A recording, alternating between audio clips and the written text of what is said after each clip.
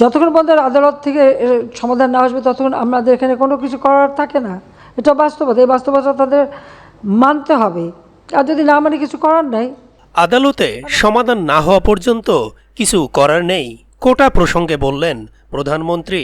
প্রিয় দর্শক, অনুরোধ রইল ভিডিওটিতে একটি লাইক দিয়ে আমাদের ইউটিউব চ্যানেলটি সাবস্ক্রাইব করে দিবেন এবং ভিডিওটি সম্পর্কে আপনার মূল্যবান মতামত কমেন্টস করে জানাবেন।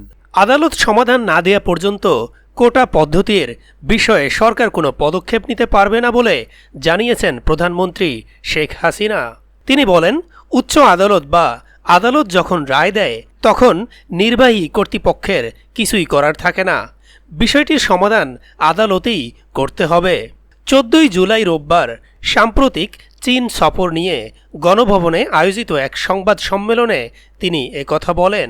কোটা আন্দোলনকারীদের কথা উল্লেখ করে প্রধানমন্ত্রী বলেন, যারা আন্দোলনে নেতৃত্ব দিচ্ছে তারা আইন মানে না, আদালতকে সম্মান করে না, সংবিধান বোঝে না, সরকারি কাজকর্ম বোঝে না।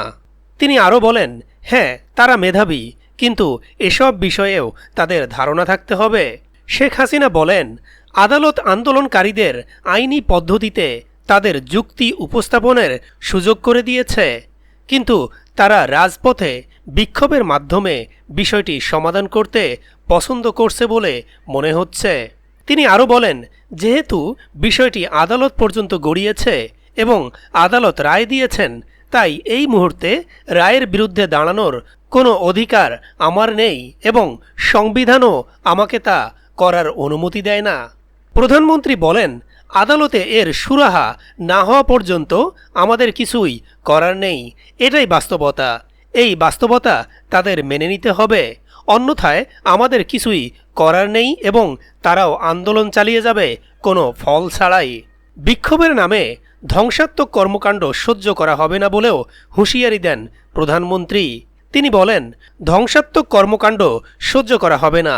যতক্ষণ তারা শান্তিপূর্ণভাবে আন্দোলন চালিয়ে যাচ্ছে ততক্ষণ কেউ কিছু বলবে না, কিন্তু তারা যদি পুলিশের উপর হামলা এবং যানবাহন ভাঙচুরের মতো কর্মকাণ্ডে লিপ্ত হয় তাহলে আইন তার নিজস্ব পথে চলবে।